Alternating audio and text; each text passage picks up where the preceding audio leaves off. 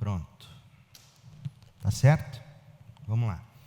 A necessidade da teologia e a possibilidade da teologia, e vocês vão entender por que isso é importante, por que isso é relevante. Mas eu quero apresentar para vocês aqui, fazer uma pequena sinopse. Na verdade, não chega a ser uma sinopse, uma apresentação mesmo, de um material que eu já citei aqui, e quero que você entenda que esse material, ele é desdobramento do estudo da teologia, como a gente viu nessas aulas anteriores. Eu estou falando desse livro aqui, Cinema e Fé Cristã, do Brian Godawa, editora Ultimato. Brian Godawa, editora Ultimato, Vendo Filmes com Sabedoria e Discernimento. Você deve encontrá-lo na editora, no site da editora Ultimato. Nos Estados Unidos, ele já está numa segunda edição ampliada. Eu tenho essa versão, eu não peguei para checar, mas eu creio que essa tradução aqui ainda é da primeira edição. O livro foi lançado em 2002, fará 20 anos, e ele foi atualizado. Do que se trata esse livro? É isso que eu quero que você enxergue. O que a gente está estudando, os fundamentos da teologia, prolegômenos, não é? Que são as coisas para se dizer antes do estudo teológico. A teologia tem desdobramentos práticos, e um desses desdobramentos é o que a gente chama de ética, de cosmovisão, a aplicação da teologia em termos de ética, ou seja, a nossa prática, nosso comportamento, cosmovisão, nossa visão de mundo. Então, para você ter uma ideia, a cosmovisão, ela é uma filha natural, ou uma aplicação natural da teologia. O que é cosmovisão? Visão de mundo. Em algum momento, ao longo do curso, a gente pode fazer parênteses e ter uma coisa ou outra sobre cosmovisão, ou visão de mundo. Mas esse livro, por exemplo, escrito por Brian Godawa, ele é um protestante. Eu procurei aqui o currículo dele, não encontrei no livro. Isso é péssimo num livro. Um livro, você tem que ter muito claro quem é o autor, as descrições do autor. Eles colocam muito mais as pessoas que recomendaram o livro do que o próprio autor. E, por exemplo, quem recomenda o livro? Ralph Winter. Ele foi o produtor de cinema do filme X-Men, do Planeta dos Macacos e de Jornada nas Estrelas. Pra você ter uma ideia do calibre desse livro. E ele diz assim: a análise do autor é reveladora e estimulante. Os valores bíblicos contrastam com as visões de mundo dos filmes. E Brian Godawa nos mostra por quê. Ao vermos essas ligações, podemos inclusive entender a Bíblia com mais profundidade. Interessante.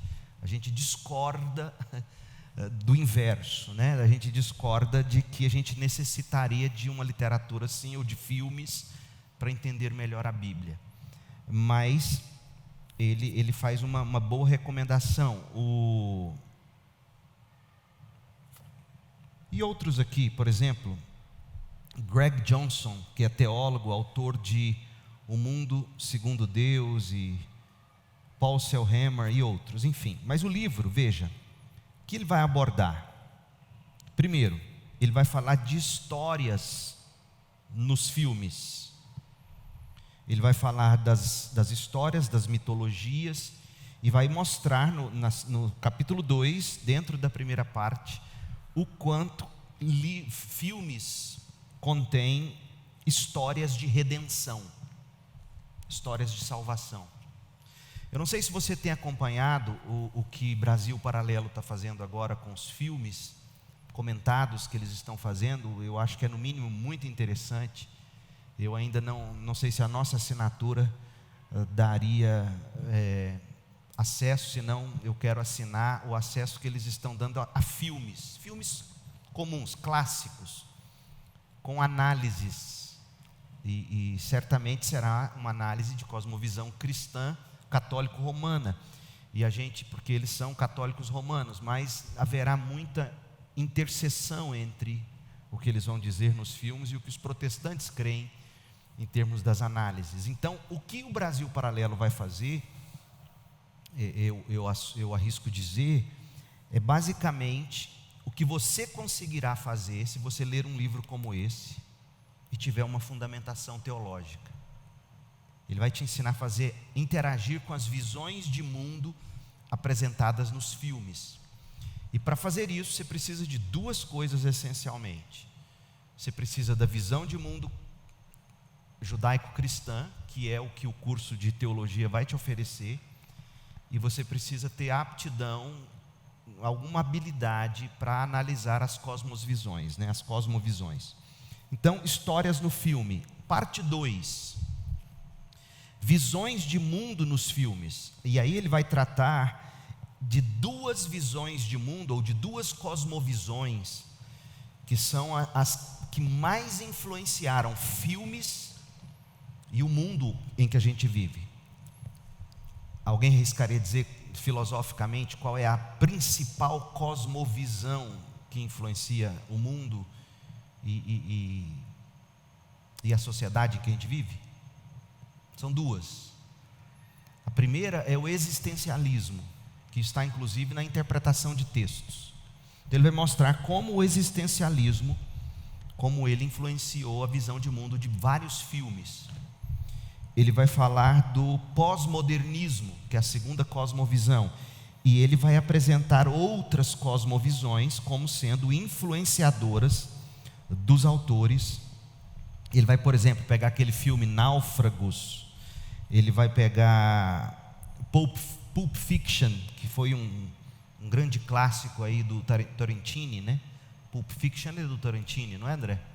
E ele vai fazer uma avaliação dele, ele vai pegar a filosofia de Nietzsche, ele vai mostrar como essas pessoas estão encharcadas de cosmovisão, não existe neutralidade. Mas para você interagir com esse tipo de conhecimento, você precisa ter, como eu disse, uma base teológica, uma cosmovisão judaico-cristã, uma visão de mundo judaico-cristã, que é o que a gente chamaria de doutrinas ou de teologia, e você precisa ter a habilidade de entrar nessas discussões. A parte 3, ele vai tratar da espiritualidade nos filmes. Ele vai mostrar cristianismo, anjos e demônios, céu e inferno e fé. E no final, conclusão, vendo filmes de olhos bem abertos. Na minha página 189, no livro que eu tenho aqui, ele vai praticamente te dar uma tabela de como você poderia assistir um filme fazendo as análises. Então, ele vai tratar, por exemplo, de sexo e violência nos filmes. Ele vai fazer uma análise do filme de Mel Gibson, A Paixão de Cristo, mostrando o que de catolicismo romano tem naquele filme e o que poderia ser aproveitado para o protestante. É um livro bom, porque não é o tipo de livro que vai falar para você, não assista filmes, é pecado. Ele vai te ensinar a assistir e vai te dizer se seria prudente ou não determinadas produções. Então, eu ainda tenho desejo de estudar isso mais a fundo com vocês, mas eu preciso criar com vocês uma fundamentação bíblico-teológica, uma cosmovisão bíblico-cristã, para a gente poder entrar nisso. Então, eu sugiro para vocês participarem de entretenimento saudável, e aqui eu não estou ganhando nada com isso, muito pelo contrário, mas eu sugiro que você leia esse livro, tenha acesso, e se puder, assine os filmes lá de Brasil Paralelo e veja como eles vão fazer as análises e dos filmes dessas obras, e isso certamente vai te ajudar bastante. Conseguiu? Certo? Então vamos ao que interessa, vamos à nossa aula. Eu acho que é importante, em algum momento da caminhada, a gente fazer apresentações como essa que eu fiz agora, de livros, de literatura, que venham a contribuir e ajudar você. Então, procure na internet, é possível você achar esse livro, e você não vai se arrepender. Mas leia junto com ele, não deixe de ler as indicações da literatura teológica que a gente passou lá no início das aulas. Porque, por exemplo, eu não sei quantos assistiram aquele filme daquele que suicidou, Robin Williams, aquele filme antigo, e que ele mostra, não é Silêncio dos Inocentes, oh meu Deus, Robin Williams, que ele é um professor de filosofia, Sociedade dos Poetas Mortos. A análise que eles vão fazer no filme é interessantíssima, mostrando a redenção, mostrando a crítica que a Sociedade dos Poetas Mortos faz à instituição, à academia, porque você vai ver que as cenas sempre se contrastam. Quando os atores estão ali deprimidos, eles estão enclausurados dentro da universidade. Quando eles estão se sentindo bem, eles estão ao ar livre, e aí eles se reúnem para usar droga e fazer as leituras, e lá eles se sentem livres. Então, eu mesmo, quando assisti esse filme à época, eu saí assim encantado, mas eu não tinha nenhuma base. E hoje a gente sabe muito bem fazer isso. Você pega o filme Titanic e veja como Titanic destruiu a ideia da família. Eu me lembro, assisti com a Cris no cinema, eu não era casado ainda, nós não éramos, nem me lembro se a gente já era convertido, não sei em que ano foi lançado Titanic, e eu terminei aquele filme em lágrimas, chorando, enfim. Mas quando você avalia e analisa profundamente, você descobre o quanto estão comunicando visões de mundo para a gente, e de uma maneira poderosíssima, que é contando histórias com grandes efeitos especiais. E a gente tem que ter essa sensibilidade, tá certo? A aula de hoje, ela vai tratar do tópico da possibilidade da teologia, e em seguida da necessidade dela. Nesse primeiro módulo do nosso curso, o módulo se chama Prolegômenos.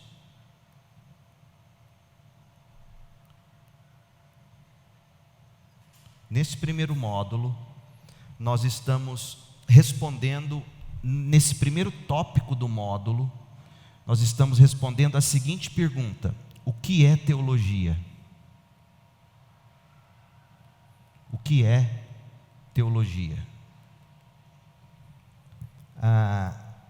E aqui nós abordamos duas coisas essencialmente. Nós abordamos a natureza da teologia, ou seja, o que é teologia? A natureza da teologia. Teologia é o estudo do ser de Deus e das obras de Deus. Nós estudamos dentro disso as divisões da teologia. As divisões da teologia. Nós vimos que a teologia ela tem diversos braços nesse estudo: a teologia exegética, a teologia bíblica, a teologia histórica, teologia filosófica, que te ajuda demais nas cosmovisões na hora de assistir filmes.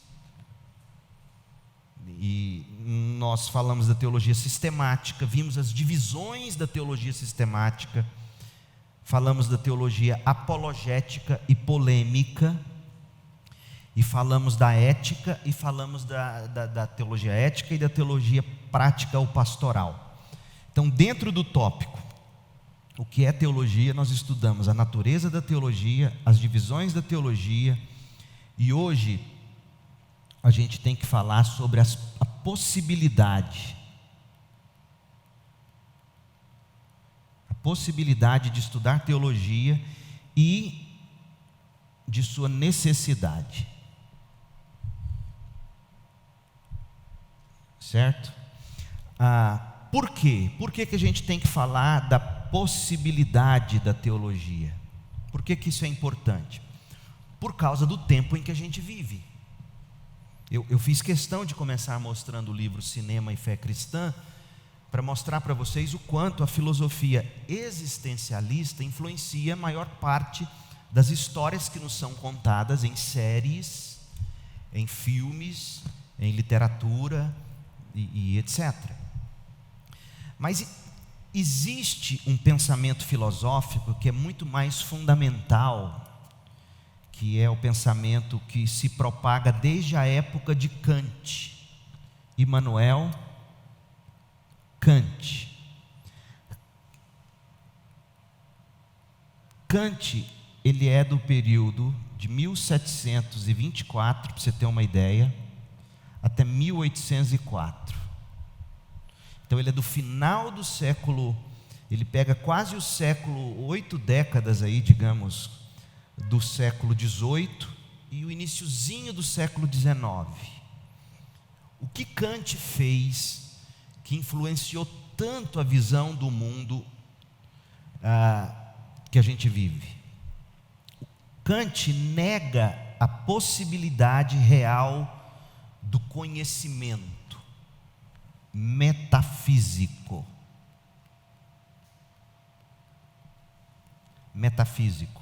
Conhecimento metafísico objetivo. Vou explicar, vou desembrulhar isso para vocês, porque isso está muito mais presente do que a gente gostaria de admitir no nosso pensamento, nas nossas ações, nas histórias que nos contam e assim por diante. O que é metafísico? Metafísico, para além do físico, ou seja, é aquilo que transcende, que ultrapassa o conhecimento físico das coisas. Então, por exemplo, estudar o ferro e o aço que compõem esse púlpito é da natureza das coisas físicas. Estudar a cabeça de quem desenhou esse púlpito, a propósito, fui eu mesmo, na verdade não fui eu copiei. Esse púlpito é uma cópia de um púlpito que o The Gospel Coalition usa nos congressos. Achei bonito, vendo ele de ferro preto. Assim, eu gostei dessa estrutura, né? Hoje em dia tem púlpito de acrílico, hoje em dia nem tem púlpito mais. Tem igreja que põe uma mesinha, um copinho e a pessoa conversa. Aí você acha que não, mas isso comunica tanto. Mas isso é outra coisa. A arquitetura comunica, o design interior comunica. Isso é forma de arte, mas a arte não é neutra, a arte é uma comunicação. Então, por exemplo, estudar as coisas que estavam envolvidas na cabeça de quem desenhou a peça do design, ou o design da peça de decoração, ou do prédio em questão, essas coisas estão para além do físico, são metafísicas. E Kant vai dizer que é impossível você conhecer o metafísico de um modo objetivo. É por isso que na arte, por exemplo, você começa a ver pinturas como do grande artista Rembrandt, que pintava autorretratos, pintava retratos de pessoas, artistas que pintavam a natureza, porque eles estão partindo do objetivo e dizendo que a mente tem que dialogar com isso, e aí eles vão e eles começam aquela arte toda abstrata. Kant tem influência nisso, não só ele, mas ele é um dos que coloca uma pecinha nessa estrutura. E Kant argumentou que todo conhecimento chega a nós por meio dos sentidos. Mas esses dados que chegam a nós, esses dados que ele chama de empíricos, é outra palavra importante, empírico. O que é o empírico? Empíricos são baseados na experiência, na observação, nos métodos de pesquisa e etc. Então, esses dados que chegam a nós por meio dos sentidos, por mais que sejam através de dados empíricos, científicos, são moldados por nossa mente. Ou seja, você começa a ver o que a gente está vendo hoje no mundo contemporâneo. Eu digo uma verdade absoluta aqui, ou você lê um livro. Aquilo que eu digo, ou aquilo que o autor escreveu e você e outra pessoa estão lendo, vai chegar de maneiras diferentes. Por quê? Porque Kant vai dizer, o sentido de cada um, o meu sentido, Os meus sentidos, minhas emoções, meus sentidos, é que vão dar sentido ao que está sendo dito, a arte que eu estou contemplando, e assim por diante. Então, ele está dizendo isso, que por mais que nos cheguem dados empíricos, dados científicos, quando eu pego esses dados, ou ouço sobre uma verdade, ou leio, esses dados serão interpretados pelos meus sentidos. Você começa a ver a relativização das coisas, de modo que nunca poderemos conhecer de fato as coisas por si mesmas. Na prática, na hermenêutica, na interpretação, por exemplo, isso tem a ver com, a gente está vivendo isso no Brasil. Você pega a Constituição brasileira, alguns juristas ou advogados vão dar uma determinada interpretação, outros vão dar outras, não se leva em conta a cabeça do constituinte, aquela constituinte que se reuniu para definir. Quer dizer, não existe um parâmetro de verdade, existe o senso de cada um. Então, a verdade, ela é apreendida de acordo com a capacidade de cada um de apreender ou de perceber essa verdade. Aí chega o pensamento pós-moderno, pega essa ideia de Kant e reforça isso. E aí hoje o que a gente vê é uma enorme desconfiança da própria razão. Por exemplo, você já deve ter visto filmes de ficção científica, onde de repente você vê os personagens do filme debatendo se eles estão vivendo uma realidade. Já viram filmes assim? Onde o cara vai dizer, será que o que eu vivo é real? Vem de Kant, vem desse pensamento pós-moderno que bebeu de Kant, onde as pessoas discutem, será que é real isso que a gente está vivendo? Será que esse mundo existe? Será que não é só imaginação? Então, se você acha que isso é loucura, é sinal de que você está normal. Sinceramente, né? Entretanto, essa afirmação que o próprio Kant faz, ela negando a possibilidade de você conhecer algo para além do físico, né? Ela em si mesma ela é contraditória. Porque a partir do momento em que Kant se propõe a filosofar para explicar que cada um recebe as matérias, as verdades, os conteúdos, e cada um vai dar a sua interpretação, a partir do momento em que ele se põe a filosofar, a pensar metafisicamente, ele está se contradizendo, ele está me dando a oportunidade de dizer, mas o que você escreveu não é verdade, porque não é assim que eu apreendo, não é assim que eu percebo. Está claro isso? Mas nós chegamos nesse ponto, no ponto do nonsense, como diz no inglês, da falta de sentido, onde o cidadão, Kant, por exemplo, se propõe a pensar filosoficamente, metafisicamente, para dizer para a gente que não dá para aprender coisas metafísicas. É loucura. Em contrapartida, e aí entra agora a possibilidade da filosofia, da teologia. Nós afirmamos o seguinte: a cosmovisão protestante ou judaico-cristã. Aliás, gente, um grande pensador e crítico no campo dos católicos desse pensamento é o Ratzinger, o Papa que foi aposentado compulsoriamente. O Ratzinger, ele refletiu muito sobre a influência dessas loucuras filosóficas no pensamento ocidental. Quando ele se propõe a analisar o pensamento ocidental, ele é um teólogo brilhante. Albert Mohler, que é um grande batista nos Estados Unidos, diretor do Seminário do Sul dos Estados Unidos, ele é admirador desse recorte do trabalho de Ratzinger ou Bento XVI. Eu não estou recomendando tudo que ele escreveu, mas eu estou dizendo que filosoficamente, aquilo que ele se propôs, esses dias até eu comprei tudo que eu pude encontrar dele, nesse campo do estudo do mundo ocidental, da cabeça da juventude, nesse mundo em que a gente está vivendo. Ele sabe dialogar muito bem com essas incoerências da filosofia, sabe? Então, nós, os cristãos, nós partimos de um outro pressuposto. Porque veja, Kant tem um pressuposto.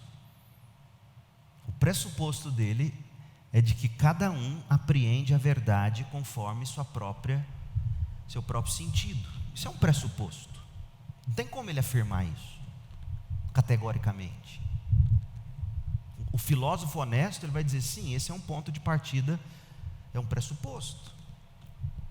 O nosso pressuposto judaico-cristão afirma a possibilidade de conhecimento objetivo e não relativo da realidade metafísica, dessa realidade que é para além do físico, mas com base na revelação divina feita na Bíblia Sagrada.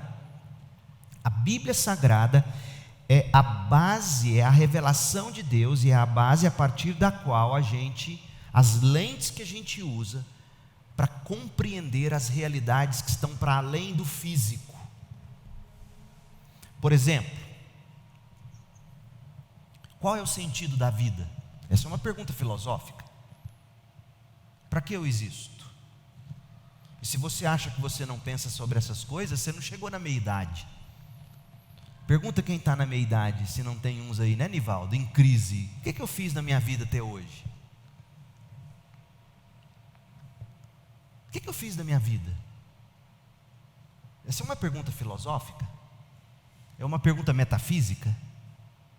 Para que eu estou aqui? Qual é o sentido de eu existir? Por que tanto sofrimento? Percebe?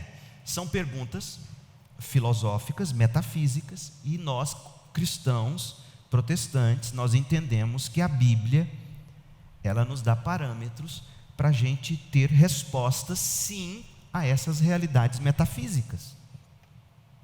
O sentido da vida, o problema do sofrimento, por que a humanidade deu errado, por que casamentos dão errados. Comédias românticas nada mais são do que o quê? Quando você pega uma comédia romântica, nunca gostei muito daquilo, mas as mulheres geralmente gostam e eu assistia. E o que são comédias românticas, se não tentando dar um sentido para o pai que não tem tempo para o filho, que precisa entender que a família é mais importante que o trabalho? Não é isso, geralmente. Tem algumas das melhorzinhas, né? Porque tem outras muito piores. São perguntas metafísicas, e que geralmente a solução que os filmes dão, fundamentados em filosofia humanista, é o quê? Tenha coragem. Tenha coragem de fazer o que você tem vontade de fazer. Tenha coragem de assumir os seus desejos. Isso é existencialismo. Porque para o existencialista, a existência precede a essência. É mais importante você existir e viver sentindo bem do que entender qual é o propósito da sua existência. Então a existência vem antes da essência. Por isso o nome existencialismo. E aí eles vão te dar respostas. Qual é a resposta? Olha, faça o que você gosta, faça o que você sente, tenha coragem, seja você mesmo, ame a si mesmo. E aí usam até termos teológicos. Então esses são os pontos de partida. Esses são a maneira como as pessoas tentam responder a esses problemas. E a cosmovisão cristã diz não. A gente não deixa tão aberto assim. Não é que cada um vai decidir o seu destino, não é que cada um vai encontrar o seu propósito e o seu sentido para a vida. A Bíblia tem um propósito, ela nos apresenta qual é a essência do ser humano. Nós vamos estudar isso em antropologia bíblica. A Bíblia nos diz para o que o ser humano foi criado. A Bíblia nos mostra caminhos sobre como o ser humano pode encontrar sentido, e mais importante, como o ser humano pode começar a corrigir todo esse estado de erro em que o mundo se encontra. A Bíblia tem um ponto de partida. O ponto de partida é o ser humano, é o pecado no ser humano. Percebe? Mas aí você olha as outras cosmovisões, eles vão dizer que o problema é o ser humano, quando o ser humano destrói a mãe natureza, destrói a terra, a mãe natureza. E aí quando a mãe natureza responde com raiva, quando a mãe natureza responde com enchentes, com terremotos, a mãe natureza tem direito, porque nós não estamos tratando ela bem. O que é isso senão uma doutrina do julgamento? Mas se você tira a mãe natureza e diz, não tem nada com mãe natureza, é Deus, o Criador, Ele já está nos punindo, Ele já está aplicando sua justiça.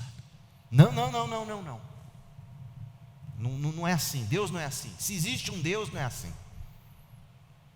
Quer dizer, qual é o ponto de partida para você dizer que se existe um Deus, não é assim? Qual é o ponto de partida? Então, a gente parte do ponto de que Deus revela a si mesmo, e o ser humano é epistemologicamente. O ser humano é epistemologicamente competente para interpretar a realidade conforme a Bíblia nos revela a realidade. E essa competência que nós temos para interpretar a realidade a partir do que a Bíblia traz como revelação de Deus, essa competência, ela não reside em nós, ela vem do Espírito de Deus. E se você acha que isso é uma conversa muito religiosa, é porque você não conhece os livros de filosofia das universidades. Hegel falava do Espírito. Hegel é respeitadíssimo aí no mundo acadêmico, mas vai ver qual a ideia de espírito que ele dá. Hegel, por exemplo, navega na realidade metafísica do mundo. Eu digo isso para vocês, não para vocês absorverem tudo isso e entenderem, para vocês não deixarem os céticos dizer que aquilo com que nós lidamos é infantil demais, é religioso demais. Eles lidam com realidades metafísicas, eles têm pressupostos como nós temos, eles têm um entendimento de espírito, eles falam, por exemplo, o mais carnal e mundano, que não acredita em Deus, que não acredita em Jesus, que não acredita em Cristo, que não acredita em Natal. Nos Estados Unidos isso é muito comum, aqui nem tanto, mas acreditam nas festas de fim de ano. E eles chamam esse momento de fim de ano, está para chegar aí, e eles vão começar a falar disso de novo. Eles chamam de quê mesmo? Essa coisa gostosa, né? Fim de ano a gente troca presente, a gente se reúne, todo mundo parece que fica mais generoso. Como é que é o nome que dão para isso? Espírito do Natal. Eles falam do espírito do Natal, aí pede para ele definir o que é isso. Aí explica que sim, existe um espírito, mas é o Espírito Santo de Deus, uma das pessoas da Trindade divina. Aí ele vai falar, não, isso é religião, isso aí é bobeira. Olha, espírito natalino, o que é espírito? Por que é bobeira o que eu estou tentando te dizer e o seu não é bobeira? Você não sabe nem explicar. Percebe? Então, isso tudo é importante para você aqui, nem tanto para você sair daqui sabendo os termos, sair dizendo, mas eu quero que você saia no mínimo seguro do que nós estamos fazendo é epistemologicamente possível. Por exemplo, quero que você abra sua Bíblia aí agora, mas antes disso, deixa eu definir epistemologia para você, um pouquinho. O que é epistemologia? Vem de episteme,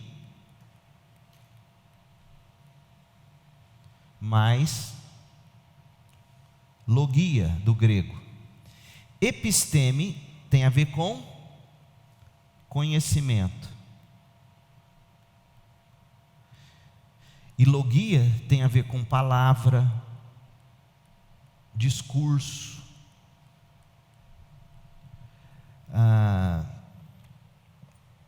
comunicação, etc. Então, epistemologia refere-se ao ramo da filosofia que se ocupa do conhecimento científico, é o estudo crítico de princípios que as pessoas adotam para elas desenvolverem alguma ideia, algum pensamento. Hipóteses, é o estudo das hipóteses, para saber se essas hipóteses são válidas para uma determinada conclusão, e assim por diante. Em síntese, epistemologia é a filosofia da ciência, é a possibilidade de saber que aquilo que eu sei, seguir um caminho coerente para chegar na minha conclusão. Então, epistemologicamente, a teologia é possível, porque a gente parte do pressuposto de que Deus se revelou, Ele nos deixou um documento escrito chamado Revelação Divina. Esse documento explica para nós, se não todas, mas as que a gente mais precisa saber para viver, todas as respostas para as grandes realidades metafísicas, para além da física. A Bíblia nos dá essas respostas. Então, veja, e aí quando você vai... E isso é possível de conhecer, não porque em nós mesmos há essa possibilidade de sozinhos chegarmos à verdade, não. Porque nós temos o Espírito de Deus que pode e que nos guia nessa verdade. Está claro esse ponto? Nosso pressuposto é esse. Mas aí, gente, veja que no campo evangélico, até essa epistemologia tradicional, ela é recusada, porque as pessoas hoje no campo evangélico, elas vão muito mais pelo que elas sentem, pelo que elas acham, pelo que elas intuem e chamam de Espírito de Deus falando com elas diretamente. Quando na verdade, o que a Bíblia nos revela é que existe uma verdade escrita, a Bíblia, e o Espírito nos ilumina ao lermos essa Bíblia. Eu vou pregar sobre isso domingo de manhã em João. Mas eu quero te mostrar um texto agora, que vai tratar da nossa possibilidade metafísica. Abra em 1 de João 2, verso 20. 1 de João 2, 20. Eu quero que você veja o que João vai dizer. João está dizendo assim: mas vocês não são assim. Não são assim como? Não são como aqueles, que ele falou no verso 19, aqueles que saíram do nosso meio. Saíram do nosso meio. Ele está falando dos anticristos que saíram do nosso meio. Pessoas que, por negarem os pressupostos cristãos, a revelação bíblica, saiu do nosso meio e provando que nunca foram dos nossos, apesar de ter vivido entre nós. Aí João vai dizer: vocês não são assim. Por que que não? Porque o Santo, o Espírito Santo, o Deus Santo, Deus Trino, lhes deu sua unção. E essa palavra no meio evangélico tornou-se uma desgraça. Ele lhes deu sua unção. E porque vocês têm a unção, todos vocês conhecem a verdade. Presta bem atenção nisso. 1 de João 2,20. Esse texto que eu estou tentando mostrar para você responde às críticas dos céticos, quando eles dizem para nós que nós não temos pressupostos válidos. Religião, teologia bíblica, teologia protestante, cristã, não tem pressuposto básico. Nós estamos dizendo, não é verdade. Assim como nós temos pressupostos, vocês também têm. E os nossos pressupostos, eles são coerentes, consistentes internamente. Porque a filosofia vai avaliar epistemologicamente se um sistema de conhecimento tem coerência interna. A teologia tem, e eu vou mostrando para vocês. Então eu respondo essa pergunta.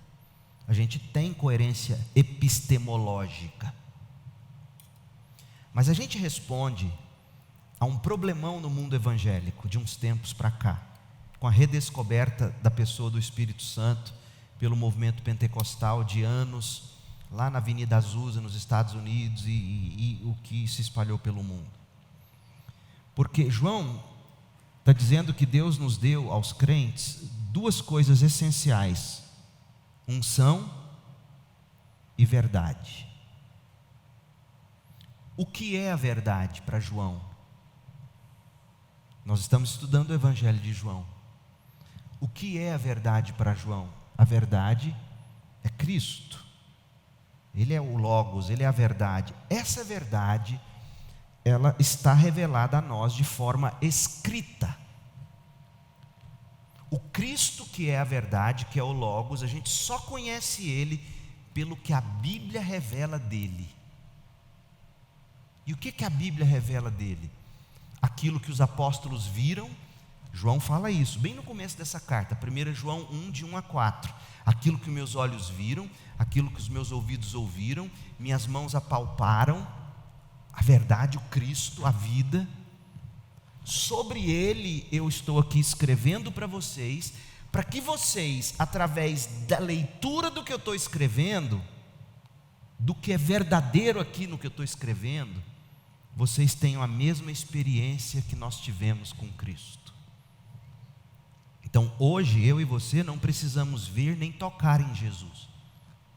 E isso destrói a espiritualidade contemporânea que vive cantando nas igrejas: quero tocar-te, tua face eu quero ver, o Senhor toca em mim. Tem um cântico evangélico aí, graças a Deus eu esqueci qual é, que quase que coloca Jesus como um pedófilo: me põe no teu colo, toca em mim. É um negócio absurdo.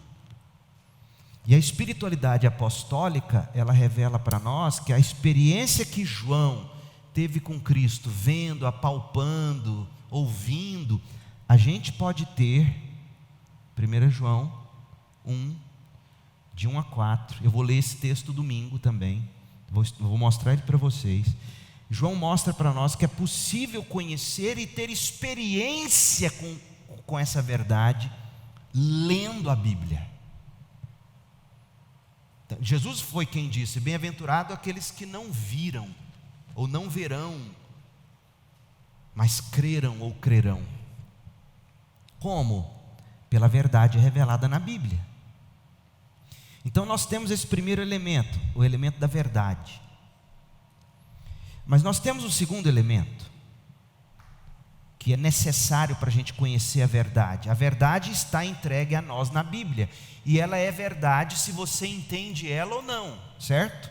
Verdade é verdade se você aceita ela ou não. Por exemplo, as leis da natureza.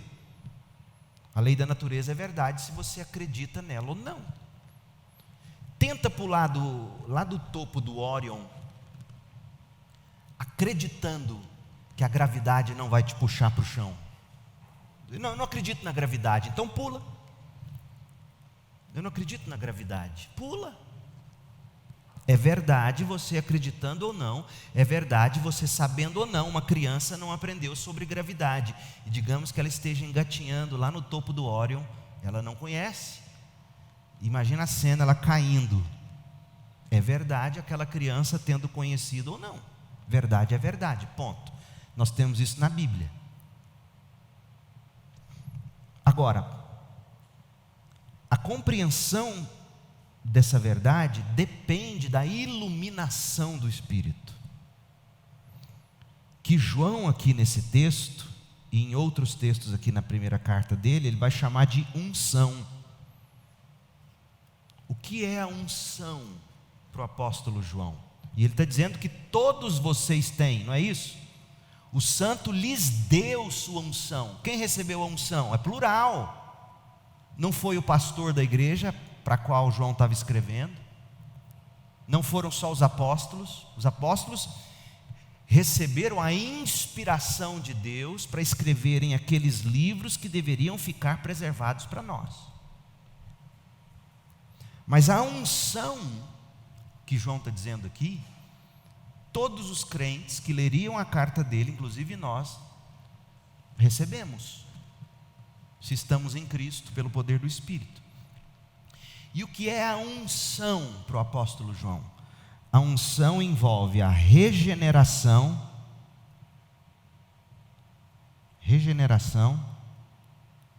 O que é a regeneração? Nós vamos estudar, mas eu digo para você, regeneração é um novo nascimento, é o gerar de novo, é o receber vida, é seus olhos verem Cristo. João fala disso no evangelho dele. Meus olhos viram, eu enxerguei glória. Quantas pessoas viram Jesus nos dias dos apóstolos, mas não enxergaram glória? Viram um homem comum. Eles não eram regenerados. Quantas pessoas leem a Bíblia e acham um livro chato, não consigo entender? Eles não têm a regeneração, eles não têm um novo coração. Mas além disso, a unção envolve iluminação. Ou seja, a regeneração me dá um novo coração, um coração com fome e sede de Deus.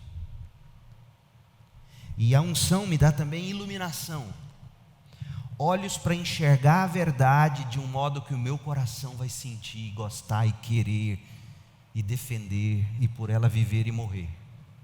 Unção para João é a habilidade de você conhecer a verdade, não é nada de diferente disso, é simples, é o milagre do novo nascimento. Eu vou mostrar mais sobre isso na mensagem que eu vou pregar domingo de manhã, você tem que assisti-la. Eu vou falar sobre os testemunhos do Espírito, João 15, versos 26 e 27, eu vou tratar mais sobre isso. Mas o que eu quero que você entenda aqui, olhando para essa tela, é o seguinte: é possível a gente conhecer a verdade existe, ela não é relativa, Deus revelou essa verdade, o Criador revelou essa verdade. Mas você está partindo do pressuposto de que Deus não existe, de que Deus existe, de que Ele criou. Mas você está partindo do pressuposto de que Ele não existe e não criou. Porque pensa bem, como é possível provar aquilo que não existe? Ou provar que não existe? É incoerente. Então a questão agora não é você dizer que eu tenho um pressuposto, mas você não tem. Nós dois temos um pressuposto. O meu é: Deus criou todas as coisas e se revelou a nós pela Bíblia. O seu pressuposto é: não existe Criador. As evidências comprovam. Aí é que está. Você tem evidências, segundo você crê, de que elas comprovam de que nós viemos de uma evolução. Mas essas suas evidências, elas têm coerência interna? Percebe, gente? Você não precisa ter medo daqueles que falam bonito, com sofismas, fazendo uma mentira parecer verdadeira. E eu não estou dizendo que quem defende a evolução é tudo mentiroso. Não, eles creem nessa verdade. O que eu estou tentando dizer é que ele não pode dizer que a gente tem um pressuposto que não é válido e eles têm um que é válido. Intelectualmente isso é desonestidade.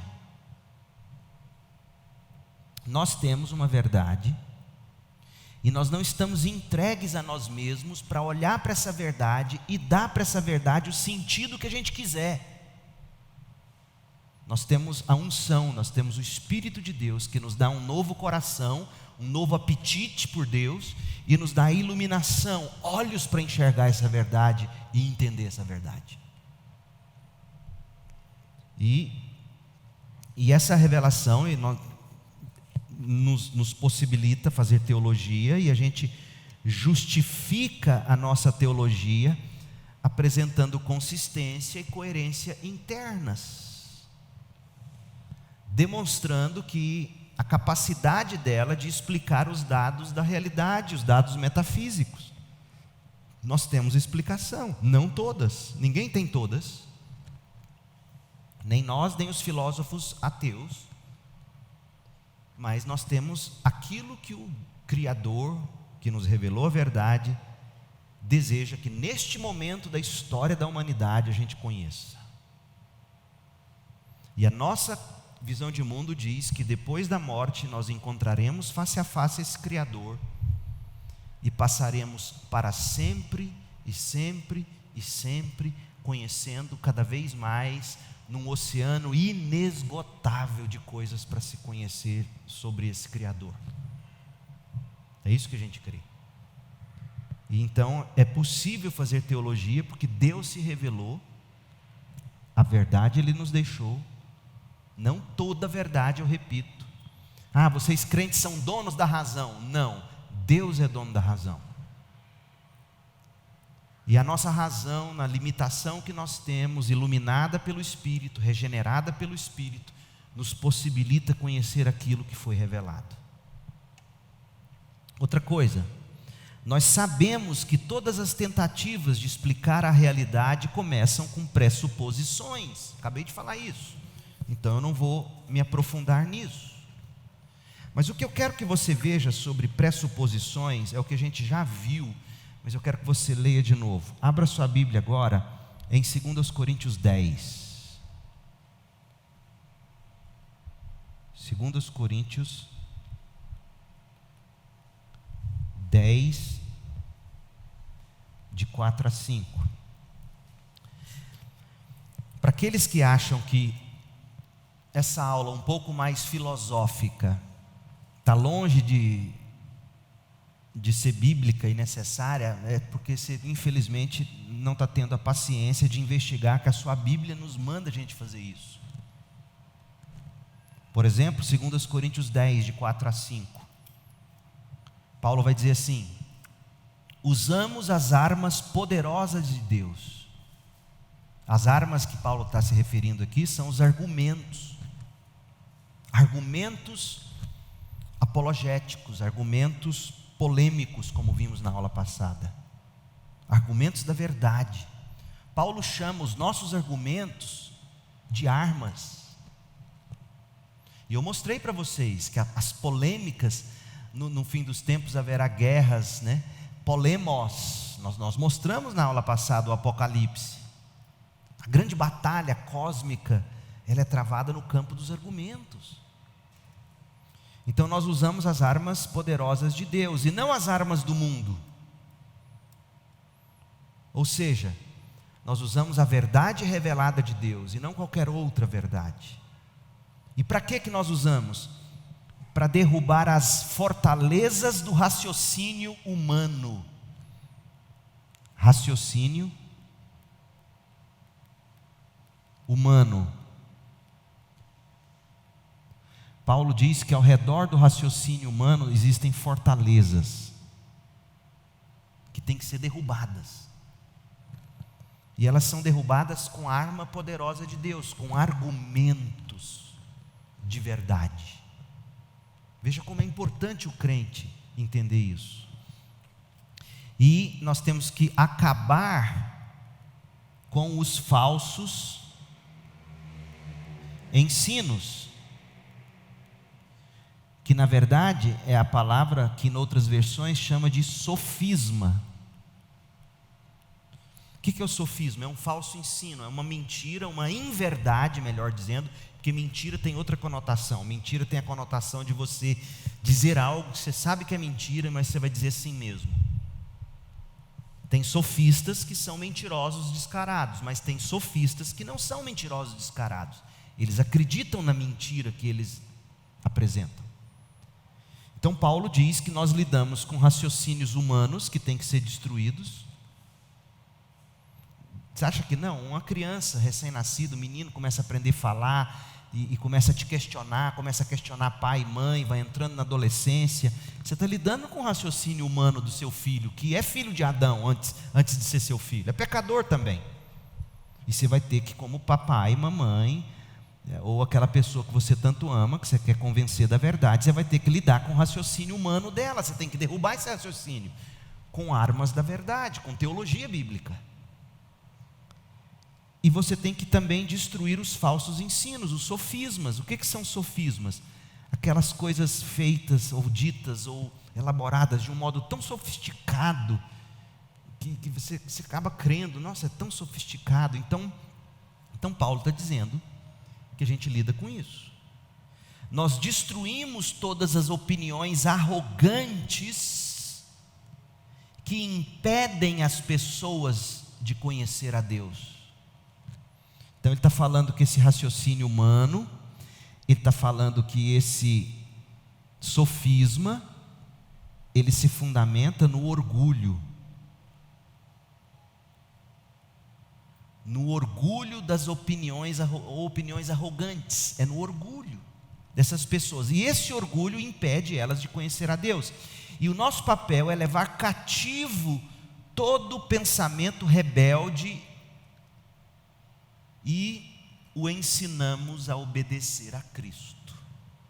É você pegar o raciocínio humano, você pegar o falso ensino, destruir, colocar Cristo no lugar, a verdade revelada de Cristo, levando essa pessoa a se submeter a Cristo.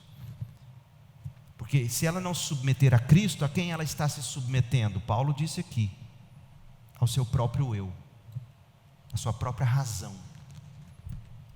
A razão é o Deus do mundo acadêmico, e é uma razão que não tem razão, tantas vezes, é incoerente, a gente observa isso, ela é incoerente, é uma razão incoerente.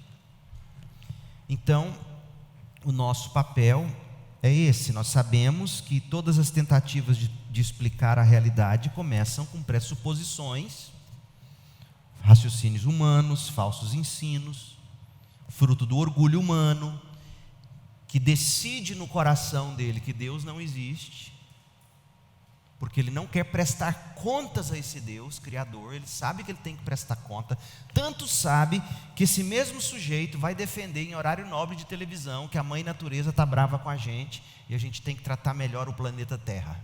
Ou eles não falam isso? Eles sabem que tem algo errado e a culpa é nossa, eles admitem a culpa. Nós temos que reeducar as crianças, não jogar canudinho no mar, mata os golfinhos. Não estou mandando ninguém jogar canudinho no mar, mas eles sabem que tem algo errado e que a gente tem que mudar as atitudes. E a culpa é nossa. Mas na cabeça deles não é tão profundo assim. Eles não querem admitir o Criador, porque eles não querem prestar contas ao Criador.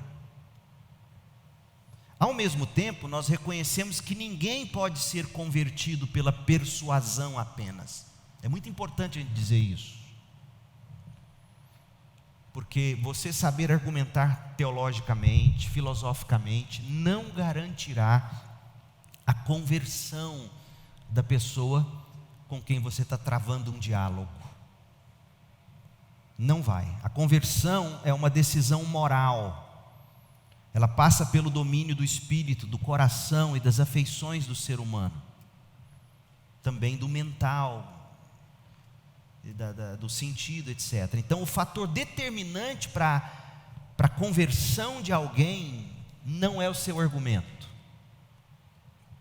A gente tem que tentar apresentar o melhor argumento possível, mas o que é decisivo na conversão de alguém não é o seu argumento nem o meu, também não é a vontade da pessoa. Pastor, como assim não é a vontade da pessoa? Não é a vontade da pessoa decisiva, a vontade da pessoa é morta. Deixa eu te dar um texto bíblico, abra comigo, João 1, de 10 a 13. Olha o que João vai falar sobre Jesus. João diz assim: veio ao mundo que ele criou, mas o mundo não o conheceu. Veio ao seu próprio povo, e eles o rejeitaram. Mas a todos que creram nele e o aceitaram, agora é muito importante você prestar atenção aqui. O indivíduo tem que crer. O indivíduo tem que aceitar. A Bíblia não nega isso, eu não nego isso. Ninguém será salvo se não crer, ele mesmo crer, ele mesmo aceitar. João está dizendo isso. A todos que creram nele e o aceitaram, ele deu o direito ou o poder de se tornarem filhos de Deus. Crer e aceitar é fundamental para ser filho de Deus. É fundamental. Agora vem a explicação por debaixo. O que foi decisivo? Não foi o crer. O crer foi um fruto, foi uma consequência. O que foi decisivo? João 1,13. Eles não nasceram segundo a ordem natural, nem como resultado da paixão ou da vontade humana. A vontade humana não foi decisiva. Quem foi decisivo?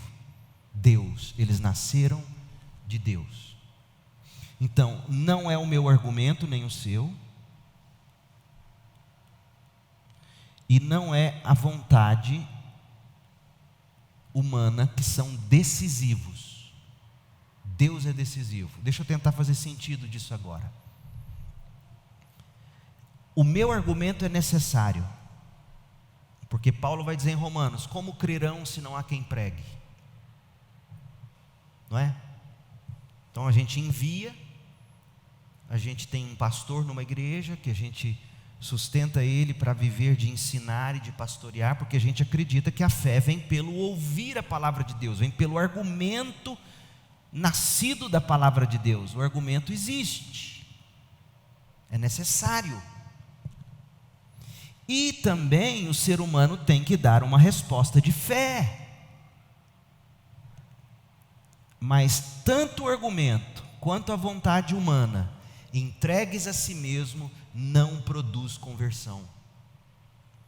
O que produz conversão é o meu argumento, iluminado pelo Espírito, penetrando essa vontade, transformando essa vontade, fazendo essa vontade crer e aceitar.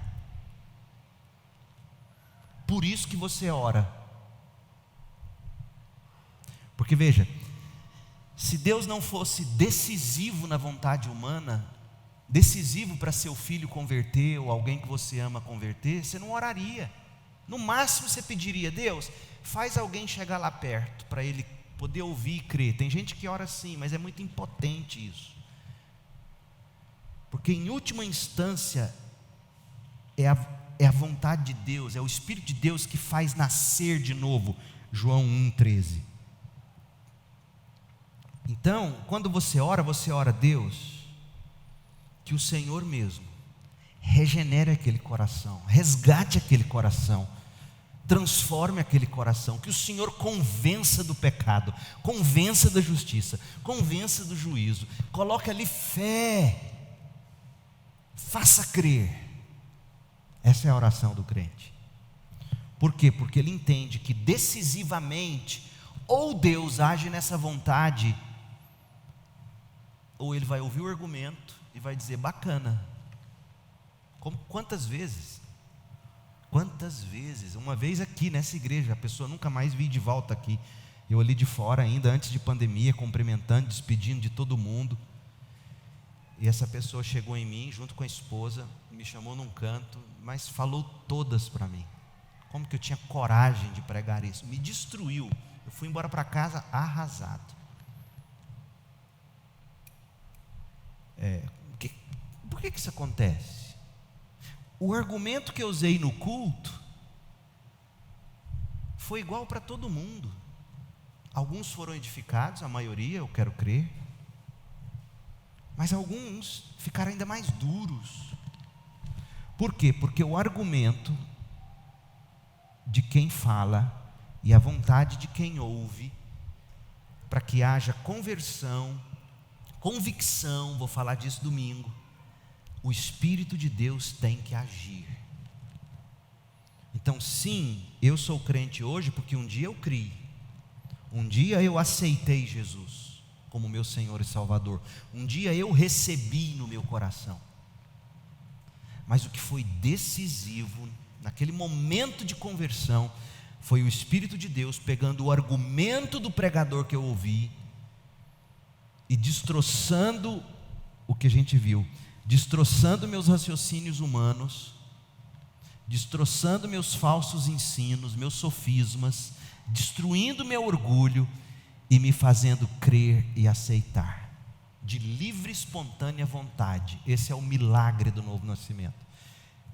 Não foi por coerção. Deus não me pegou pelo braço e não torceu o meu braço. Creia. Não.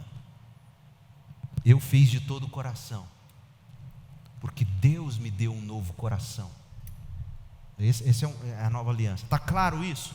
Então nós não estamos aqui dizendo que no momento em que você souber boa teologia, tiver bons argumentos, é só você sair falando. Não. O seu argumento, o meu argumento e a vontade dos que vão nos ouvir ou dos que nos ouvem depende do que é decisivo, e o que é decisivo é o Espírito de Deus. Está claro isso? João 1, de 10 a 13. Perguntas até aqui, para a gente prosseguir para a próxima etapa, ver se dá tempo de eu caminhar com mais alguma coisa. Nós falamos da possibilidade da teologia. É possível fazer teologia? Por quê? Porque a gente crê que existe uma verdade absoluta, contrário do que alguns dizem. Não existe verdade absoluta, é o que cada um entende ou pensa. Nós cremos que essa verdade é revelada, não é invenção de homens. Essa verdade tem coerência interna. A sociedade ocidental é uma prova disso. A sociedade ocidental é toda construída em cima da coerência da teologia cristã, seja católica, mas principalmente a protestante, em termos de mercados de trabalho, em termos de ciência e pesquisas e etc. Então existe coerência, existe resultado, existe frutos. E não é que nós, crentes protestantes, temos pressupostos não válidos e o dos outros simplesmente porque... Não, a gente usa razão. Vocês usam fé. Não, peraí. Me explica essa sua razão. No fundo, o que você chama de razão é fé também. Um outro tipo de fé. Fé num outro tipo de conceito. É isso que eu quero que você entenda. Então, a possibilidade da teologia. Por que é possível fazer teologia? Porque existe a verdade, essa verdade nos foi revelada por Deus, nós temos ela na forma escrita, nós temos o Espírito de Deus que nos ilumina e nos ensina. E aí você começa a entender quais são os dois elementos fundamentais para a boa teologia: Bíblia e unção do Espírito, Bíblia e iluminação do Espírito. Perguntas sobre isso, antes da gente falar da necessidade da teologia?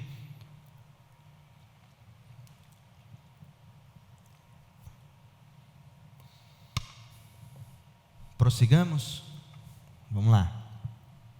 A teologia é uma necessidade prática para qualquer pessoa que embarca na vida. Na vida por quê? Porque a teologia vai te ajudar a responder às questões metafísicas.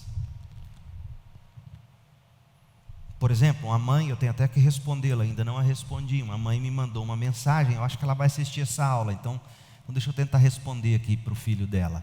A filhinha dela perguntou para ela por que Deus criou o diabo. Uma pergunta metafisíssima. Primeiro, que ela está partindo do pressuposto que existe o diabo.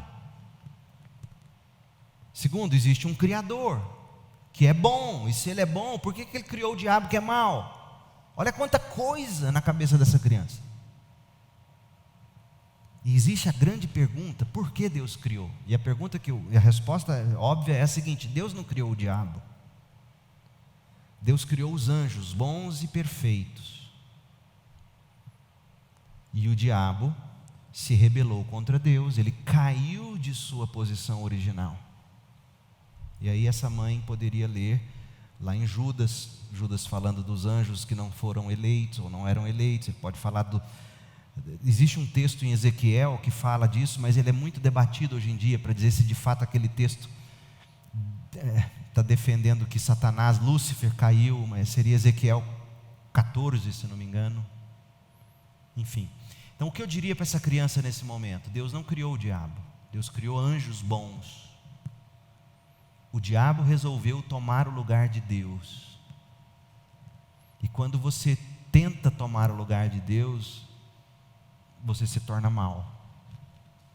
Eu diria assim para uma criança, nesse primeiro momento. E com a vida a gente vai desembrulhando isso para ela. Mas Deus não criou o mal. Deus não criou o diabo.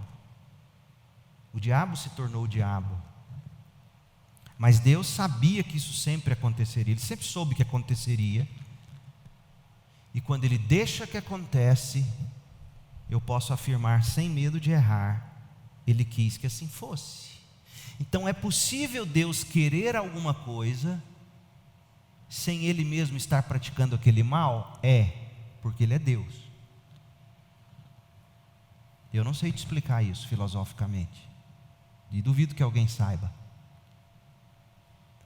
Então é possível Deus querer que algo aconteça e não ser o autor daquilo, já que Ele tem o poder de impedir? É possível Ele manter-se bom, e Ele é bom, sabendo que o mal viria a acontecer, sabendo que o mal entraria no mundo, sabendo que o diabo se rebelaria, sabendo que 1/3 dos anjos cairiam, sabendo que a humanidade pecaria por incredulidade, desobedeceria. Ele sabia disso e ainda assim Ele criou.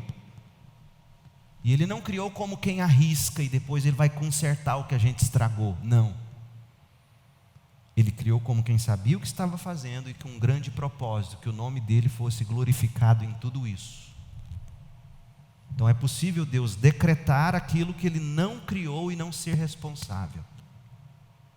É o máximo que a teologia consegue responder em termos de tentar responder o problema do mal e a soberania de Deus e a providência de Deus. E se isso não faz muito sentido para você, porque nesse ponto a gente está querendo depender muito mais de coerência filosófica do que de revelação bíblica. Percebe como que a filosofia às vezes ajuda e às vezes ela atrapalha? Porque há coisas em Deus que a coerência filosófica não vai explicar, mas é verdade. Está claro isso? Então, a necessidade da teologia. A gente precisa da teologia para a vida, para responder às grandes respostas, para dar resposta às grandes perguntas, melhor dizendo. E ela é necessária para a vida cristã, porque quando você começa a buscar fazer sentido da vida, você precisa de respostas teológicas ou metafísicas. Toda pergunta em busca de um sentido é uma pergunta metafísica, no sentido da vida. Então, ou você vai ter a teologia bíblica para te responder às questões metafísicas da existência, ou você vai ter opinião própria, ou você vai seguir outras filosofias. Não é? Então, você precisa de teologia para você fazer sentido da vida, fazer sentido de Deus, fazer sentido do diabo, como essa criança perguntou para a mãe, fazer sentido da Bíblia, fazer sentido das consequências do pecado nesse mundo, etc. Então, você querendo ou não, você tem que ser um teólogo. Por isso que o R.C. Sproul escreveu um livro que a editora Fiel publicou, chamado Somos Todos Teólogos. Somos. A questão é, eu não sou teólogo não, pastor. Não, pode ser que você seja um péssimo teólogo ou uma péssima teóloga, mas todos nós somos. Quando você se propõe a falar de Deus, você está fazendo teologia. Então, a necessidade que nós temos é de ser um bom teólogo. A necessidade é que a gente precisa ser bons teólogos. Primeiro, por quê? Para o nosso bem pessoal. Para o nosso bem pessoal. Como assim? Para a gente dirimir ideias erradas, para a gente tomar decisões sábias. Você precisa ter uma base bíblica para tomar decisões, para você saber aplicar a Bíblia. para você crescer na vida cristã, você precisa de teologia para o seu bem pessoal. Deixa eu te dar alguns textos, leia comigo. Primeiro deles, 1 Timóteo 1, de 10 a 11. Olha como Paulo diz que a teologia nos serve ao propósito, para o bem pessoal. A lei é para os que fazem qualquer outra coisa que contradiga o ensino verdadeiro. Ou seja, existe um ensino verdadeiro. Outras versões vão chamar de sã doutrina, que vem das boas novas gloriosas. Essa sã doutrina vem do Evangelho, que é chamado de boas novas gloriosas, confiadas a mim, o apóstolo Paulo, por nosso Deus bendito. Então, eu preciso dessa sã doutrina. Como é que eu obtenho essa sã doutrina? Lendo a Bíblia. Mas a Bíblia, como ela não vem escrita com respostas fáceis, ela não é uma caixinha de surpresa, ela vem na forma de narrativa, de poesia, de salmos, de livros históricos, de livros apocalípticos. A Bíblia é uma literatura riquíssima em termos de gêneros. Então, algumas respostas você precisa fazer sentido, e isso é teologia. 1 Timóteo 6, de 2 a 5. Ensine estas coisas e incentive todos a obedecer-lhes. Incentive todos a obedecer-lhes. Como é que você incentiva alguém à obediência? Apresentando argumentos, apresentando coerência, apresentando prós e contras. Isso é incentivo, esse é o bom ensino. Talvez alguns nos contradigam, mas estes que Paulo estava escrevendo, são os verdadeiros ensinamentos, as sãs palavras, outras versões dizem, do nosso Senhor Jesus Cristo. E o que essas sãs palavras fazem? Veja aí, elas conduzem a uma vida de devoção. Então você precisa de sãs palavras para aprender a viver uma vida de devoção. Você precisa de teologia ou doutrina para viver uma vida que agrade a Deus. Quem ensina algo diferente ou outra doutrina, essa palavra algo diferente, essa expressão aqui no verso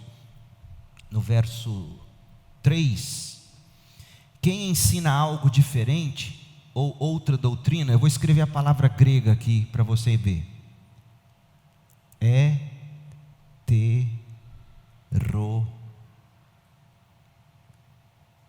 Heterodidascaleu. Heterodidascaleu. Didascaleu vem de didática, vem de verdade, vem de doutrina, né? Mas ele põe esse prefixo, hétero, diferente. Olha que interessante isso, hétero.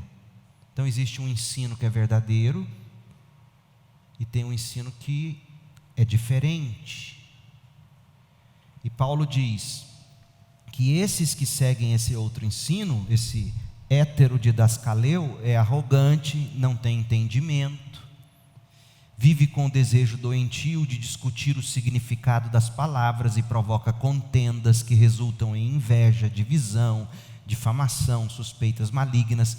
Pessoas assim sempre causam problemas, têm a mente corrompida e deram as costas para a verdade. Para elas a vida de devoção é apenas uma forma de enriquecer. Então Paulo está dizendo, existe uma verdade que tem que ser aprendida para o nosso bem, e essa verdade para o nosso bem, inclusive, ela nos tira de um caminho de destruição. Meu povo, uma das coisas que eu mais lido quando eu vou aconselhar alguém é com pensamentos errados. A essência dos nossos problemas é que elas são fruto de ideias equivocadas sobre nós mesmos, sobre a situação, sobre a realidade, sobre Deus, etc. E aí o nosso papel é ajudar essa pessoa a pegar esse conteúdo, a forma como ela está interpretando a vida, como ela está interpretando os problemas, como ela está interpretando o próprio corpo dela, à luz da realidade, à luz da vida, à luz das outras pessoas. O nosso papel é pegar o ensino verdadeiro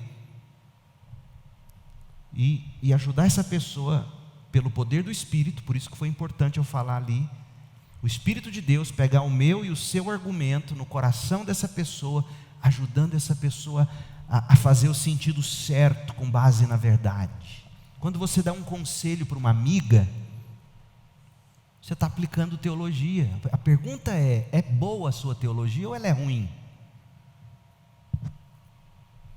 Tem crente que nem usa teologia, já vai, é conceito da psicologia humanista puro e simples.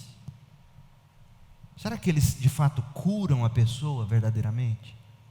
Então a gente precisa disso para o nosso bem pessoal. Segundo, a gente precisa disso para a nossa eficácia evangelística. Ou seja, Mateus 28, a grande comissão de Jesus. O que Jesus fez? Ele disse: olha, ide por todo o mundo, façam discípulos de todas as nações. Mateus 28, 19 a 20. Batizando-os em nome do Pai, do Filho e do Espírito Santo. E o verso 20, Mateus 28, 20. Ensine esses novos discípulos a obedecerem a todas as ordens que eu lhes dei. Para você ensinar as ordens que Jesus nos deu, para você ensinar todas as coisas que Ele nos ensinou, você precisa conhecê-las de um modo organizado. A gente chama de sistemático. Você precisa de teologia sistemática para você evangelizar, para você ensinar, para você discipular. Outro texto importante é 1 de Pedro 3, de 15 a 16. Em vez disso, Pedro diz, em vez do medo à perseguição, consagrem a Cristo como o Senhor de sua vida, e se alguém lhes perguntar a respeito da sua esperança, estejam sempre preparados para explicá-la. A gente viu isso na aula passada. Para você, a palavra explicá-la no grego é apologia. E aí a gente tem que fazer isso de modo amável e respeitoso. Então, para eu evangelizar, para eu discipular alguém, eu preciso de teologia. Então, para o meu bem, para a minha missão, eu posso chamar isso aqui de missão, não é?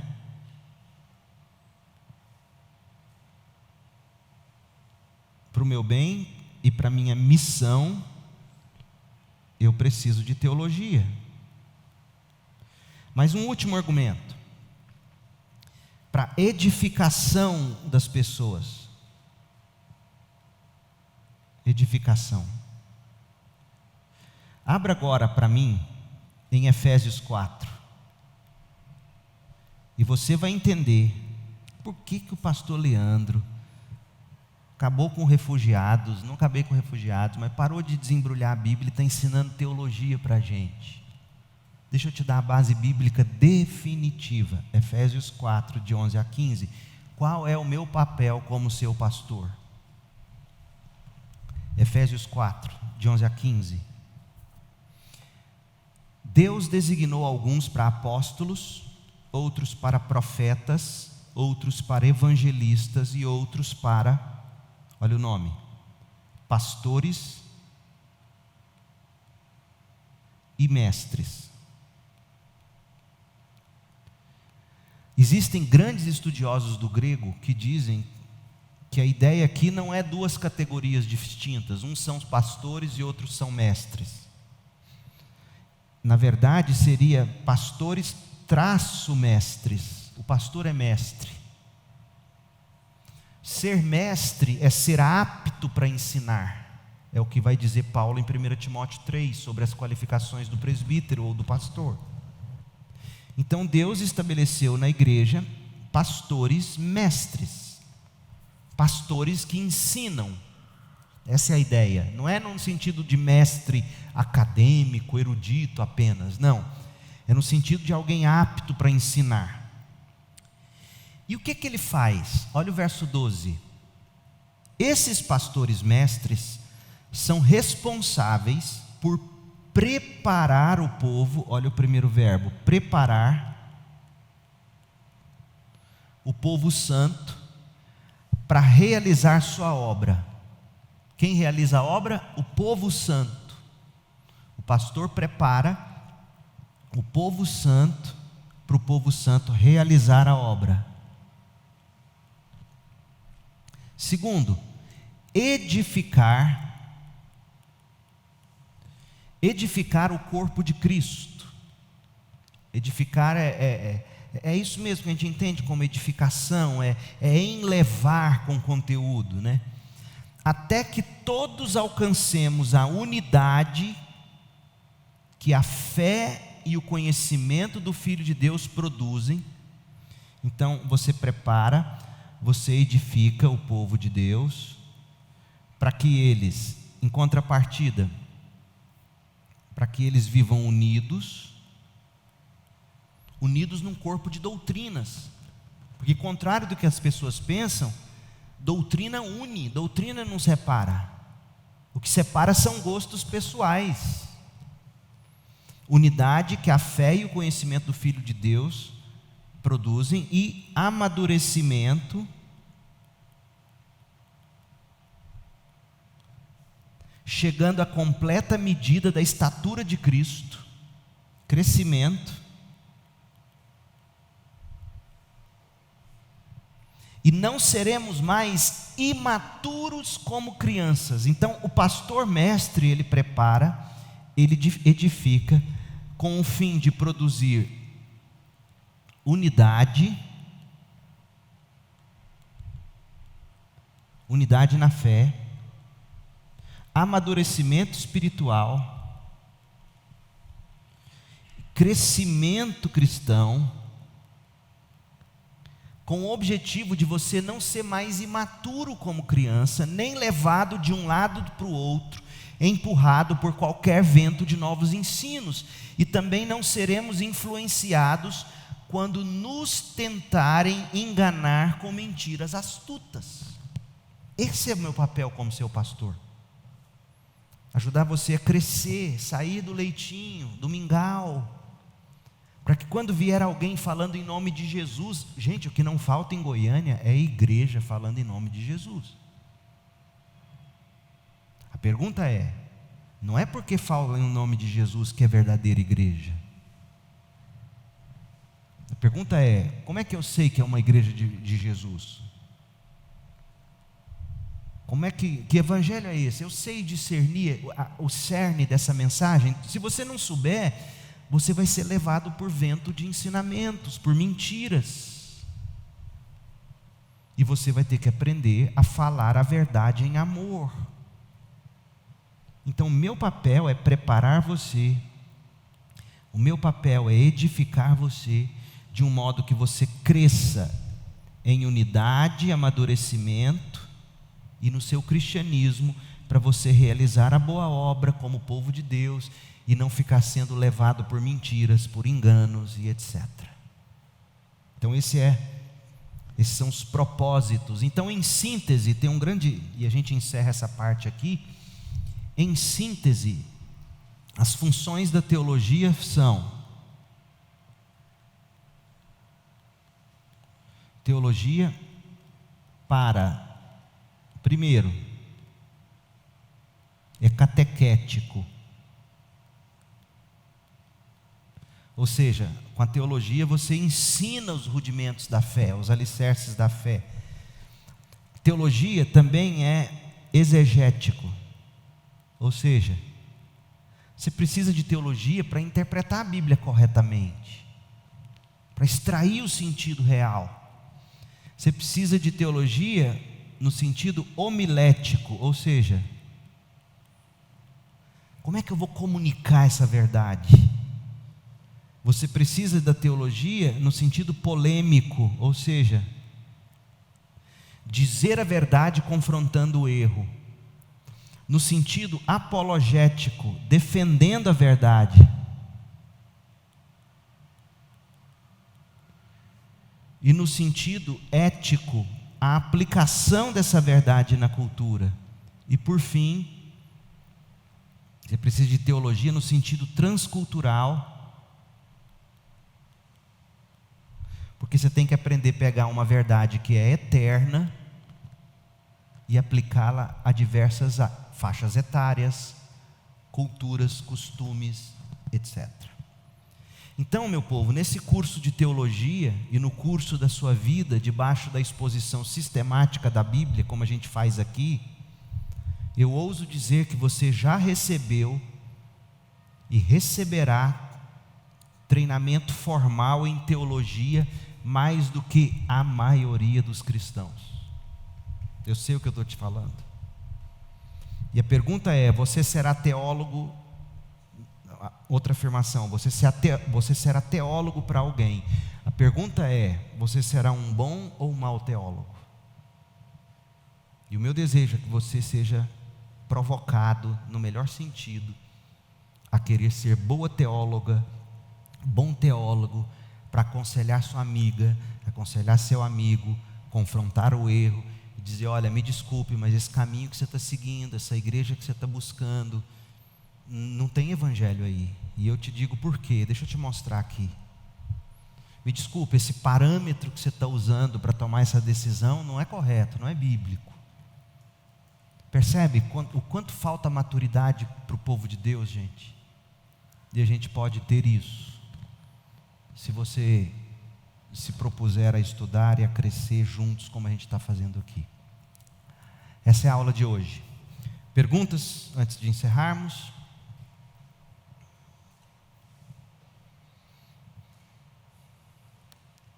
Diga, meu irmão.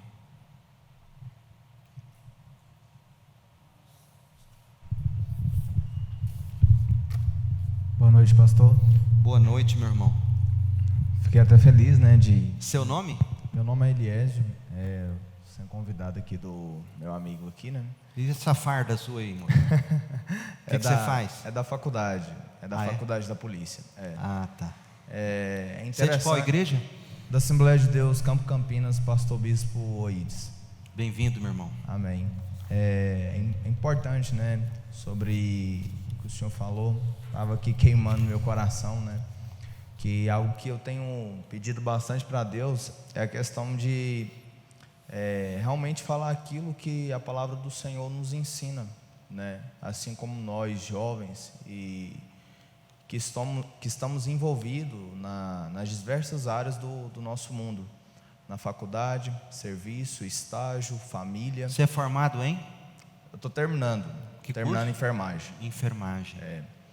E hoje me deparei justamente com isso, né? Com a situação de uma moça lá do meu convívio, da minha faculdade, falou que tinha terminado com um rapaz lá, e eu achei tão engraçada a maneira que ela falou, né? Que o rapaz terminou com ela, parece que o rapaz era ubandista, se eu não me engano, e ela é evangélica. E ela falou assim: Eliésio, mas eu estou entendendo que o que Deus queria realmente de mim, a partir do momento que acabou esse relacionamento, é que Ele estava trazendo eu de volta ao centro. E eu gostei bastante quando o senhor falou a importância da teologia, né? Porque quando eu cresci, não tive, né, esse ensinamento que... Essa amiga, quando começou, cristã, quando começou a namorar com esse moço de outra religião, ela sabia que ele era de outra religião? Exatamente, sim. Então eu colocaria teologicamente da seguinte maneira: ela iniciou um relacionamento que a Bíblia diz explicitamente que não deveria existir comunhão entre luz e trevas, ponto. Então, em vez de dizer que Deus queria isso para me trazer, que Deus não queria isso. Ele diz que não é para ter esse relacionamento. Então ele nunca diria: faz o que a Bíblia já diz para não fazer. Então, o que eu diria, os parâmetros que eu usaria para ajudar essa amiga, não, minha amiga, na verdade, a Bíblia já diz que você nem deveria ter iniciado. Você iniciou. E Deus, em graça, Ele está pegando um erro seu, uma atitude no mínimo equivocada. Ele está pegando o seu mal, a sua decisão errada e transformando ela em bem ao trazer você para o centro. Percebe quanta teologia envolvida para dar esse conselho simples? Então, muito bom o seu exemplo, mas é exatamente isso que eu estou tentando dizer, né? Eu não sei se eu fiz o correto, né? Mas você não tinha assistido a aula ainda. Não, mas um dos argumentos que eu tinha usado foi o seguinte. Falei assim para ela: olha, o princípio da ética é você acreditar que aquilo é certo ou aquela pessoa é certa até que se prove ao contrário. E outra coisa é o seguinte. Mas a pessoa não era certa. A pessoa não era certa. Foi Já isso que eu falei estava para ela. aprovado. Eu falei assim, A já Bíblia- estava aprovado. Entende? E uma coisa que está atrelada a isso daí é a verdade. Uhum. Primeiro, você ainda não conhece Deus verdadeiramente, que é a verdade, né? E foi simples, só isso mesmo que eu Que bom, gostaria de mas falar. olha, o seu exemplo é perfeito. Exatamente dentro do que a gente está falando. Bem intencionado. Tentou ajudar a amiga. Tem tempo de voltar lá e corrigir, inclusive o que você disse de ética. O princípio estava errado desde o começo. Mas muito bom, eu não estou aqui te esculachando não, por favor, me entenda, né?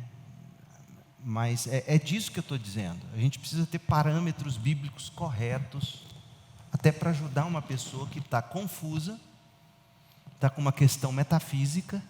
Qual é a questão? O que eu vou fazer agora, já que eu investi nesse namoro, não deu certo, ela está buscando sentido. E a Bíblia tem duas respostas pontuais para ela. Primeiro, você iniciou um relacionamento que Deus, desde o início, diz que não seria, ou deveria ser. E segundo, Deus é gracioso para pegar a sua teimosia, o seu erro, e tornar isso em bem, e é o que Ele está fazendo. Você ajudou ela a pensar biblicamente, e você deu esperança para ela. Esse é o nosso papel. Muito obrigado pelo exemplo, porque é assim. Quem mais? Mocinha aqui. Fala seu nome. Stephanie. Stella? Stephanie. Eu entendo e coaduno com a ideia de que o senhor falou sobre que nós precisamos de um argumento aliado a uma vontade, ao crer e aceitar a Cristo para que haja uma conversão genuína. Isso juntamente com o agir do Espírito Santo. Na verdade, é antes disso. Na verdade, é o bom argumento fundamentado na verdade bíblica. Aí o Espírito Santo pega o bom argumento bíblico e ilumina e convence o outro, regenera o outro. Não há regeneração sem o argumento bíblico, mas também não há regeneração sem o Espírito pegando esse argumento e você falando, poxa, é verdade. Essa é a questão. O que faz com que o Espírito ilumine determinada pessoa e não ilumine outra pessoa? E usando até mesmo o exemplo que o senhor deu de que em uma mensagem, em uma pregação, no final teve pessoas que foram iluminadas e teve pessoas que te confrontaram. O que faz com que haja essa seleção? Olha, em última instância, a resposta é a vontade soberana de Deus. Em última instância, a vontade soberana de Deus. Agora, pode ser que alguém ainda virá a ser iluminada, mas vai ouvir muito sermão ainda. E aí o que Deus estaria fazendo nesse ínterim de não ter convencido essa pessoa há mais tempo, a gente não tem como responder, porque Deus, Ele tem as pessoas e o tempo para essas pessoas sob controle. O que eu entendo lendo as Escrituras é, lá em João 10, depois você lê João 10, de novo e de novo, lê hoje, João 10, João 6, o que Jesus diz o tempo todo é que se o Pai, aqueles que o Pai me dá, esses virão a mim. Então a resposta bíblica que eu posso te dar é que aqueles que o pai entregar para o filho, o Espírito vai levar para o filho. É o máximo que eu posso te dizer. Mais do que isso, eu não sei, eu acho que eu estaria acrescentando conteúdo. Leia João 10, leia João 6.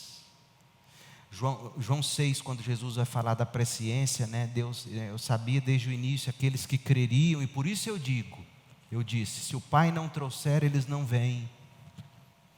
Então parece-me, lendo João, que Deus tem um grupo, que Efésios vai dizer, Paulo vai dizer, que Deus escolheu antes da fundação do mundo, e esses serão levados ao Filho pelo Espírito.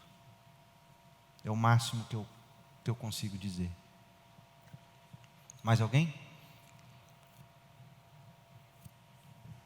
Lá atrás, está chegando aí. Seu nome? Boa noite, pastor Fernando. Fernando. De onde, Fernando? Aqui de Goiânia mesmo, já estou aqui já há um tempinho. Já começou o curso de novos membros? Já terminei, já Bem, fiz a entrevista com o pastor. Você está salvo, irmão. Pastor, a pergunta que eu queria fazer é sobre a primeira parte que você tinha comentado. Eu gostaria de saber o que você pensa sobre, por exemplo, um ateu, filósofo, claro, bem conhecido de São Paulo, não sei se você já ouviu falar, o Leandro Carnal. Pondé? Leandro Carnal. Ah, o Leandro Carnal. Isso. Todo Leandro é carnal. Pois é, aí, no caso, ele usa a Bíblia em suas palestras, fala uns versículos até nos sentidos que eu já ouvi em várias palavras. Ele falando bem? E isso, falando bem, com muito Ele está mexendo respeito. com fogo, ele não sabe disso.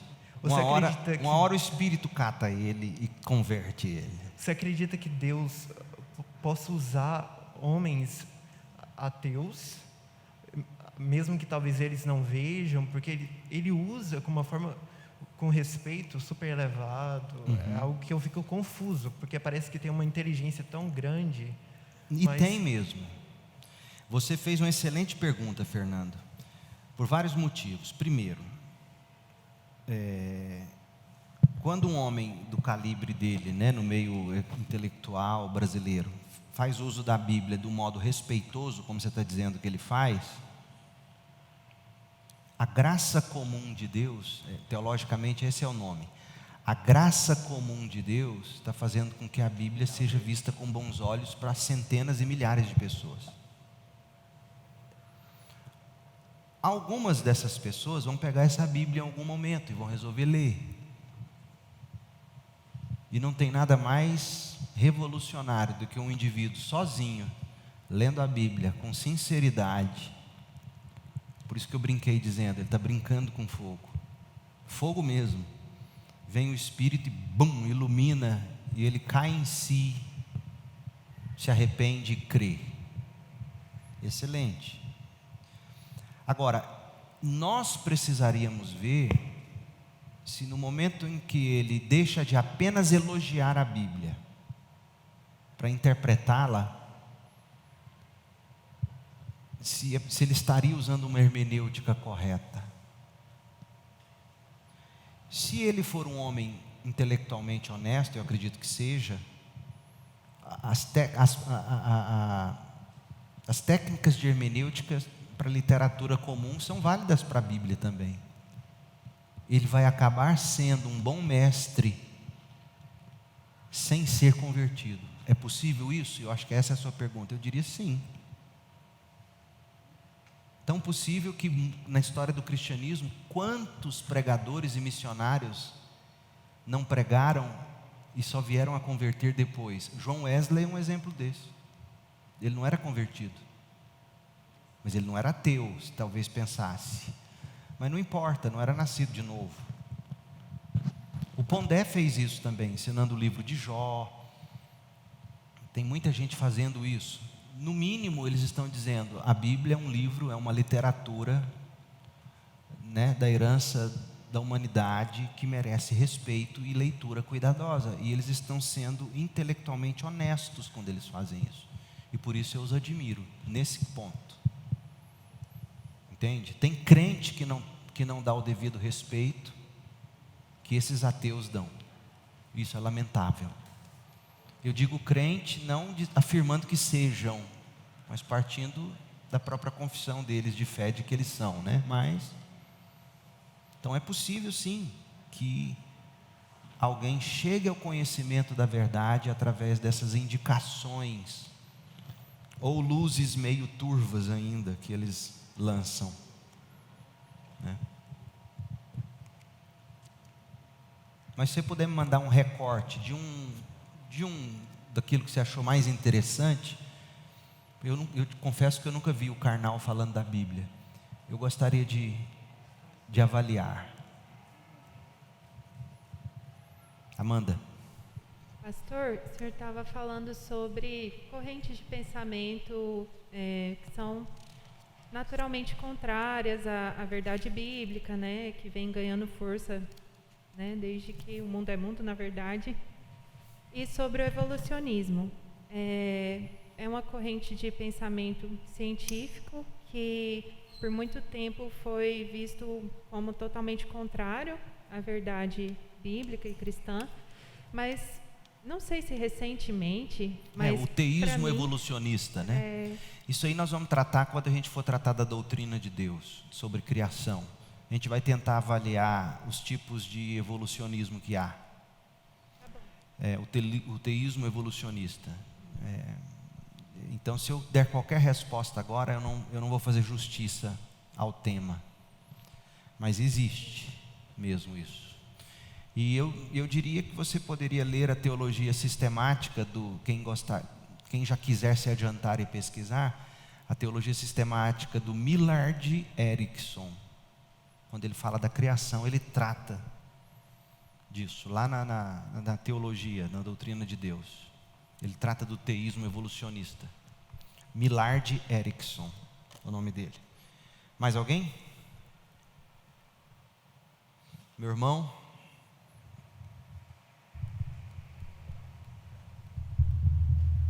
Boa noite. Boa noite, meu irmão. Seu nome? Eric. Eric. Isso.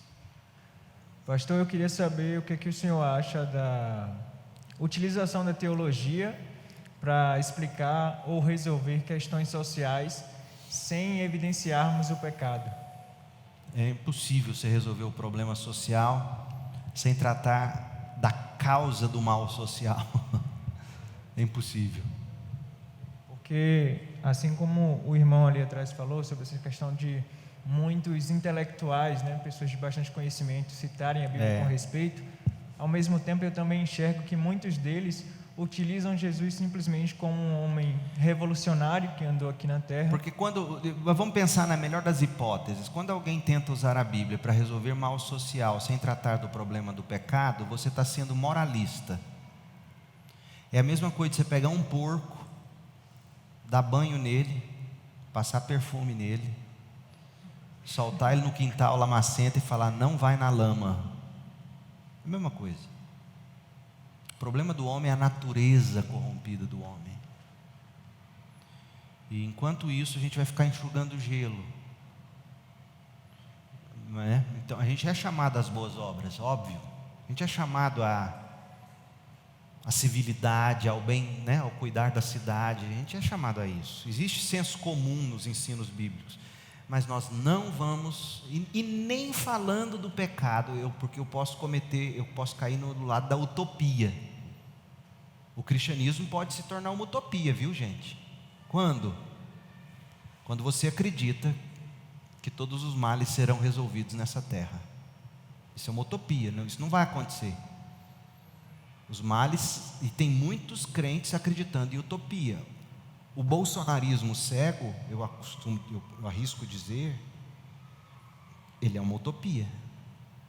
O Bolsonaro não vai resolver o problema do Brasil, e ele sabe disso, ele fala isso. Percebe o que eu quero dizer? E por outro lado, eu não estou dizendo que você não deveria votar nele, porque os bolsonaristas, alguns, não são todos, eu votei nele e não creio nessa utopia.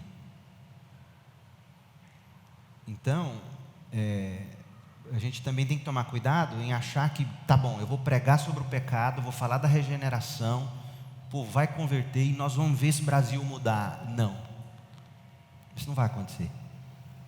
Muitos vão se converter, mas isso aqui vai mudar definitivamente quando a Nova Jerusalém rasgar o céu e chegar nessa terra. Aí sim haverá grande justiça social. Mas até lá a gente mira nisso e trata da causa básica, o pecado, trabalha a regeneração, os frutos de justiça que o crente tem que produzir e etc.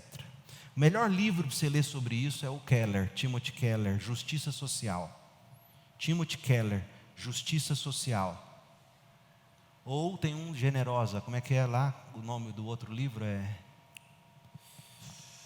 Justiça Generosa, eu acho que é isso. Justiça Generosa, Timothy Keller, editora Vida Nova. É o melhor livro para você ler nesse momento sobre isso. Certo? Mais alguém? Vamos comer? Já deu 10 horas. Nós temos sobrecoxa sem osso assada, batatas assadas, arroz, feijão, comida boa, fina. Se você puder ofertar, o Felipe vai colocar o Pix aí. Gente, se cada um der R$5 já ajuda muito. Tá? Se não tiver, não tem problema não. Fala comigo, eu vou arrumar um Bolsa Família para você. Mas contribua, a gente quer continuar tendo os lanches e a gente tem lidado aí com a generosidade de alguns poucos, mas vamos ser generosos e participar. Fala com o Júnior. O Mário está ali já. Mário, aquele de camiseta preta, dá o dinheiro para ele e o Pix está aí na tela. Vamos orar? Pai, muito obrigado por esta noite, este ensino, as perguntas, que o Senhor nos ajude a fazer sentido de tudo. Oro agradecido também pela comida, pelo carinho da Micaela e a equipe em preparar para nós com tanto amor. Em nome de Jesus nós oramos. Amém.